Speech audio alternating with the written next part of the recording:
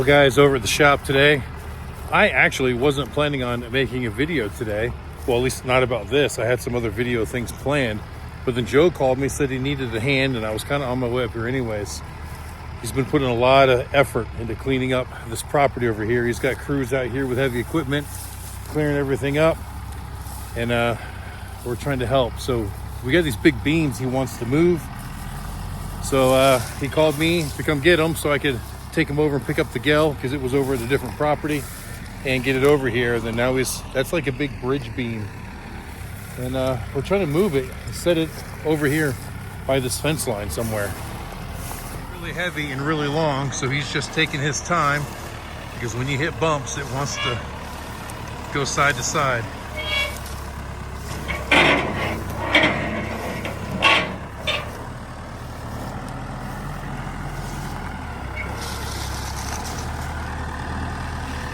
You guys have seen this property before. You know, this area here where I park my trailer, my Dodge and Talon Chevy, we kind of keep that area mowed. It's a little overgrown now because it's been, I don't know, a month and a half or so since I mowed it. But, you know, other than that, it's been growing up and a lot of just debris and trash. Well, all of this area here looked just like that, all grown up. Along that ditch bank over there, they're grown up trees.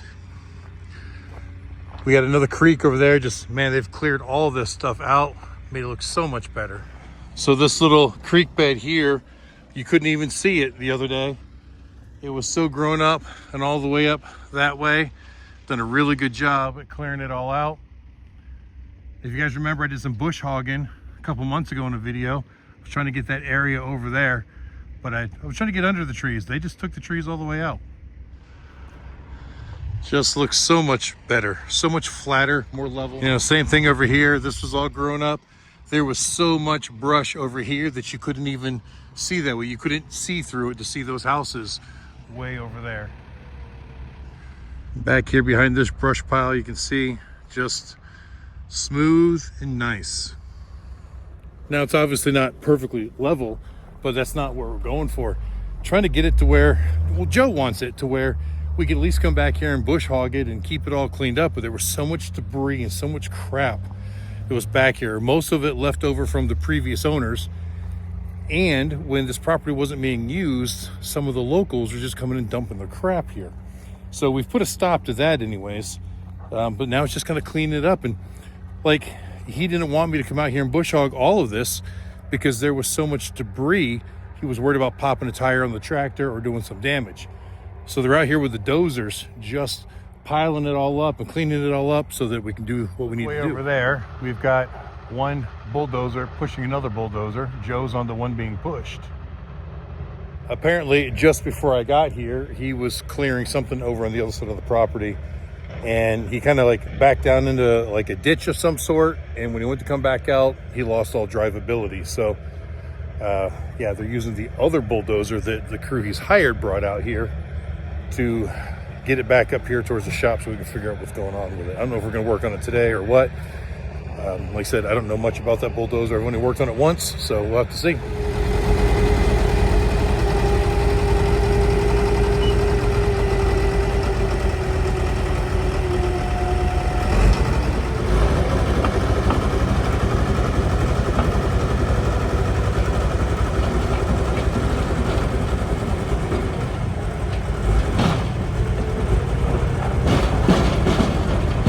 Well, I guess that's one way to do it, right? When you got to move a really, really big piece of equipment that doesn't have any power. All right, with the dozer back in the shop, now we're moving the second bridge beam.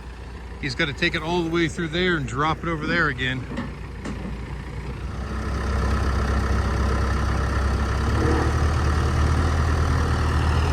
Now he's got to raise it up enough to get over this trailer and over that pile of debris over there, and then he'll lower it back down, keep it as low to the ground as possible.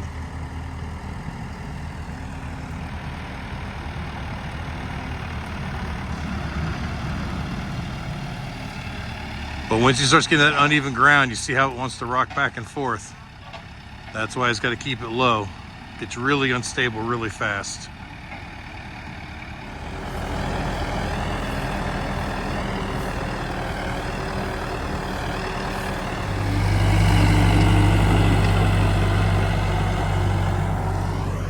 right, with both beams set over here in this kind of crappy looking cornfield, they're gonna go back over here, grab a couple trailers and get them moved out of the way.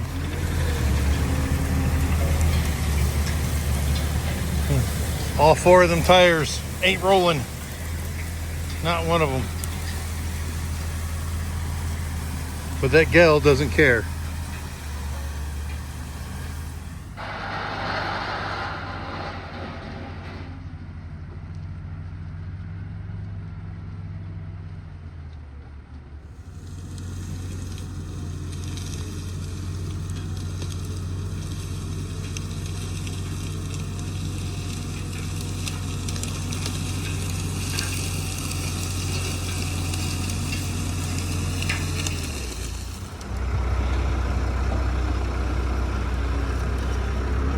Well, at least all these wheels are rolling.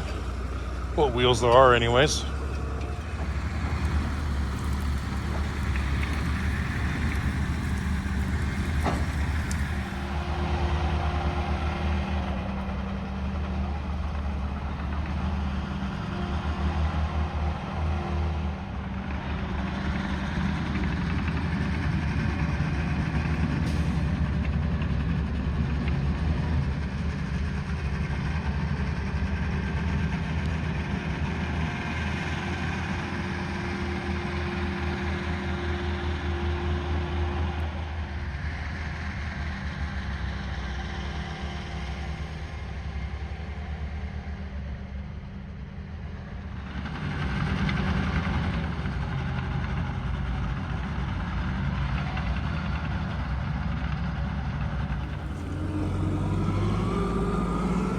All right, next I think there's a big disc harrow over here and a couple big those steel culverts. Wants to move both of those. I'm not sure which one we're doing next. Looks like he's going towards the culverts. Or it could be wrong, the disc harrow. The harrow is right back in here. Been sitting here a long time. There's a hitch end down here in the weeds somewhere. Well, we got it hooked. I thought I was recording, but I wasn't.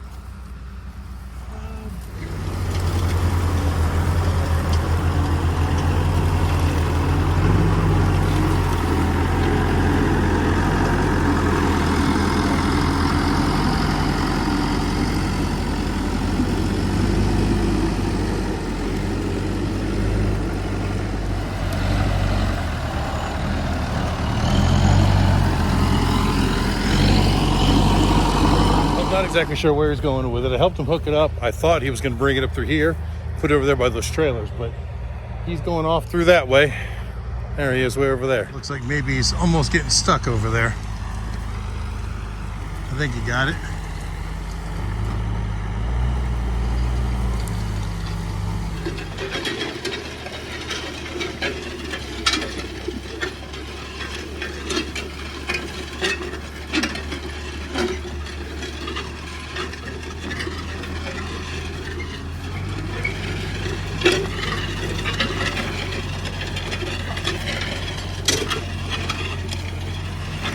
Now the sun is going down and everybody is going home. I think Joe and I are going to be back in the morning to do some more over here, so maybe we'll continue this video then. But I got to close up the shop and take care of a couple other things for now.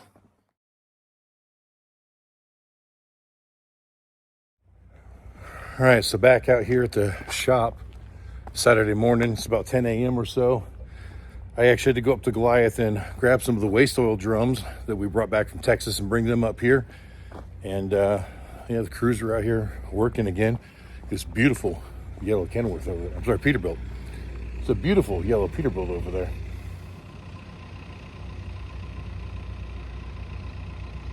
It's a good looking dump truck. Now the Dozer was just going a minute ago, and I just talked to Joe. He's on his way up to the store where we park Goliath to get his Kubota tractor and bring it over here because it's got the bush hog on it. He wants me to take the F550 that I did the injectors on years ago, go get fuel in it.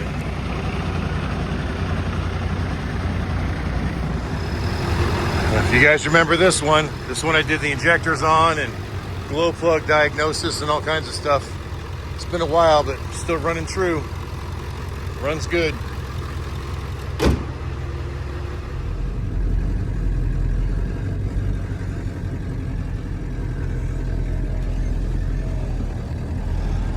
I remember how to drive this thing. And I hope they got some windshield washer things up there in the store, because it's in pretty bad shape.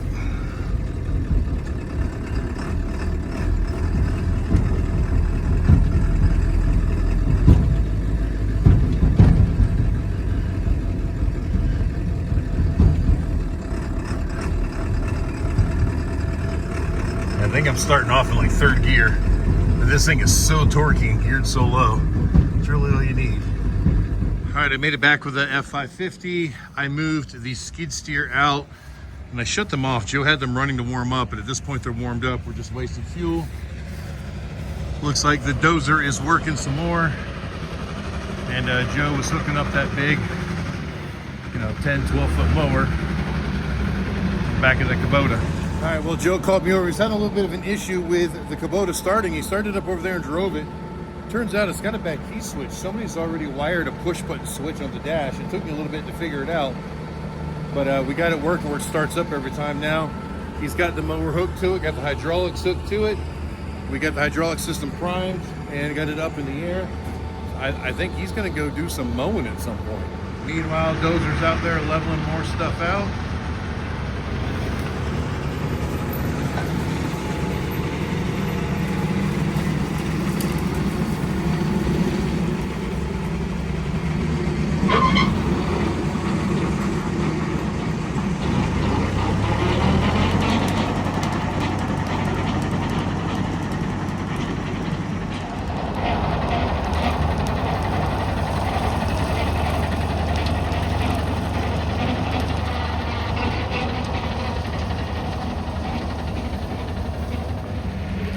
Take 10 feet at a time, it makes pretty quick work of mowing.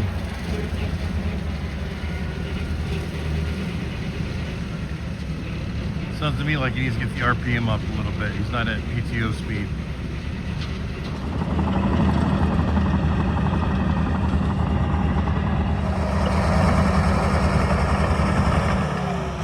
So he's taking this piece of this island here little by little, moving it out here, trying to level this stuff out, fill those low spots right over there.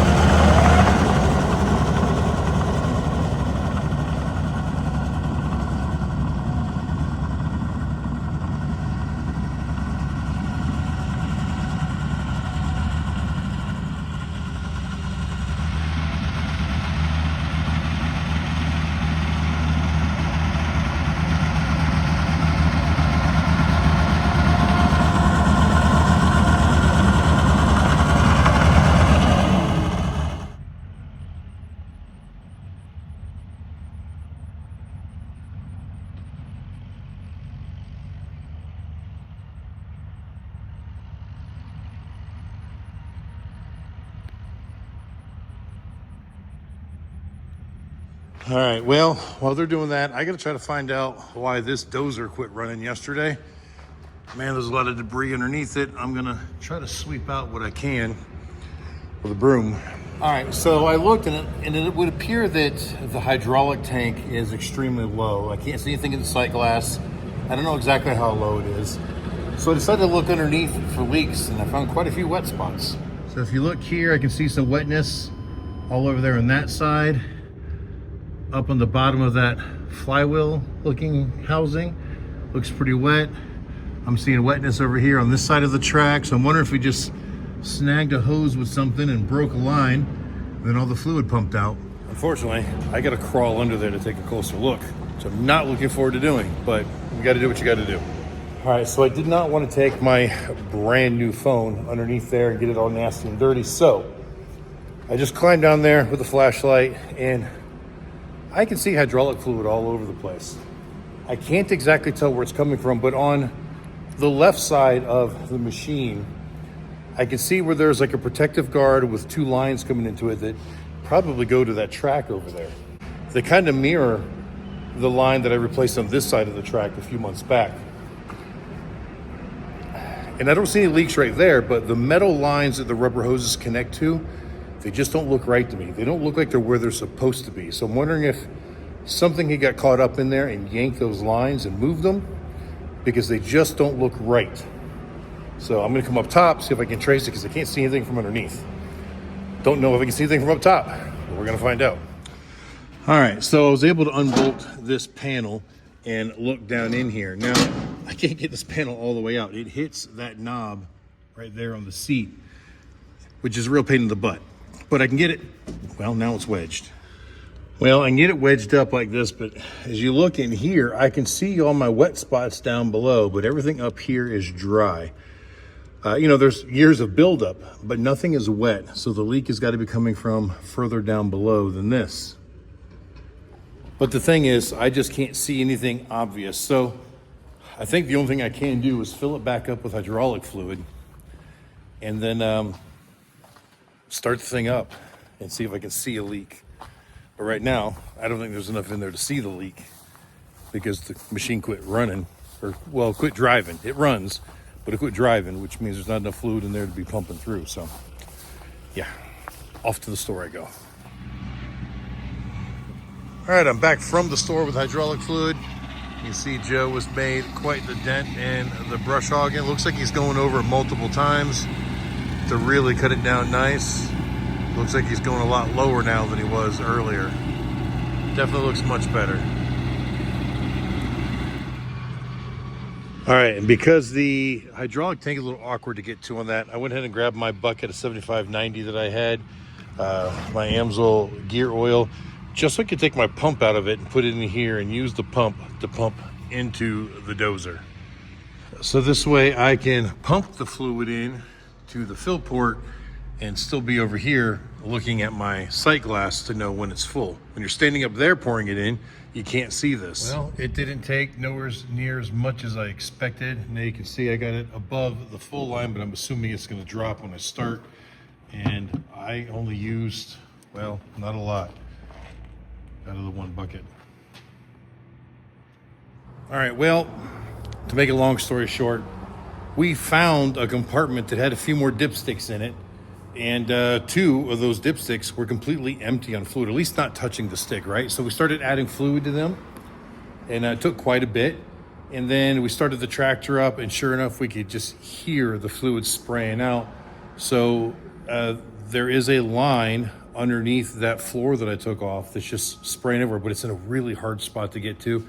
And it's so gummed up with years of like gumminess that we got to clean it before I can even work on it. So we took my big water tank right here, threw it on the back of Joe's F550, filled it up with water, and now we're grabbing the pressure washer. He's got that hot box pressure washer. You guys remember I used it on Goliath back in May?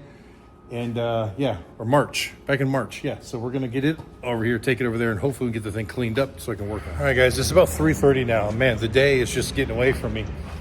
So there's the puddle that we left after starting it. When we got back with the water tank, which is sitting out there on the back of the F550, and the pressure washer, my friend Mike, he's another YouTuber. In fact, his YouTube channel is called Riding on 3 Tennessee. You guys have seen him in videos before, but he'd actually ordered a couple of transmission and engine dipsticks, Figure-Eighty Designs, for his brand new 2025 Softail. And I didn't have them in stock when he wanted them, so I ordered them and they came to the house. So he was just coming by to pick them up. So I had to leave for a minute to go get him his stuff. Now I'm back over here, and while I was gone, Joe managed to get the dozer outside so that I'm not pressure washing it inside the building. Only problem is he pushed it out that side of the building. I wanted it out this side of the building because all the power is over here to run the pressure washer. It's an electric pressure washer. So hopefully I can find an extension cord, like a 100-footer that'll reach over there. All right, well, it took a few minutes to get this thing up and running, but I've got hot water now. And I thought I'd like to try to show you how this cleans, because it's not real high pressure, but that heat makes such a difference. It's almost therapeutic watching it melt away the grease. All right, so there's kind of a greasy spot. I'm hoping I can keep this in frame while I do this.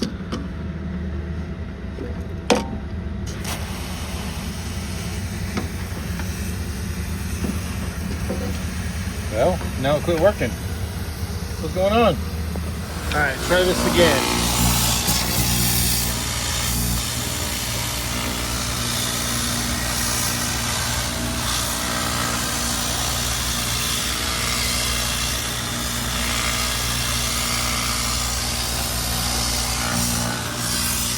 All right, so I believe I got the machine fairly clean. It was really hard to show you guys how that was working, holding the camera and trying to finagle into all those little tight spaces. But I know it's not perfect, but I got what I can. Of course, now there's a big muddy mess underneath this. So I'm not gonna work on it there. So at the moment, they're using the other dozer to push it over here in front of my shop so that I can work on it on Monday, I think. I'm gonna try not to work on it tomorrow if I can help it. But once we get it up there, then at least it's up on pavement. I won't be crawling through the dirt underneath it, and it'll just be easier for me to work on it.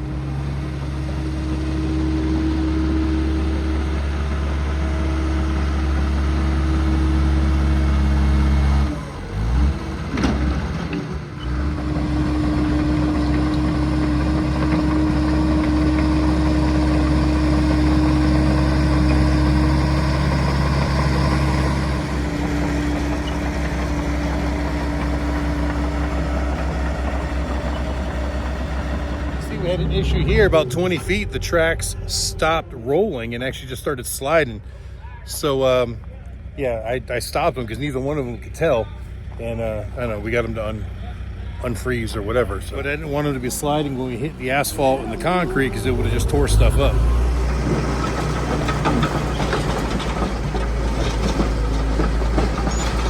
All right, well, now it is 5 o'clock. Joe was jumping back on the bush hog and taking care of some more mowing. The dozer's back here in the corner doing a little bit more work. We've only got about an hour left to light, but I'm pretty much done with what I'm gonna do over there for the day. Talon is here at the shop now, and we are working on a super secret Christmas present for one of the grandkids. So I know, little teaser right there. But anyways, as far as this video goes, I think we're gonna end it now. I am a little perplexed on whether to put this up on Amsel Adam or Homestead. I think it's more Homestead content than it is anything else, even though we were doing some mechanical work, but it's more tractor and land and earthworks and whatever, so probably Homestead. But anyway, before we go, I'm happy to announce that we did reach our 25,000 subscriber mark. In fact, we blew it away. We got up to like 25,300 and something somehow over the last couple of days. I didn't even look for a couple of days. I didn't even notice. Chip sent me a text message and said, congratulations, and I had no idea, so I went back and looked. But it's weird, those last couple of days, we were trying to get those 10 or 20 a day type thing. Then all of a sudden, like 350 of them, just bam, just like that, which is awesome. So I want to thank all of you guys for that. And now we really want to start building the Homestead channel as well. I think we're at like 12 or 1,300 subscribers there. So if you like this content, please subscribe to this channel as well. And until the next time I see you, keep those engines running.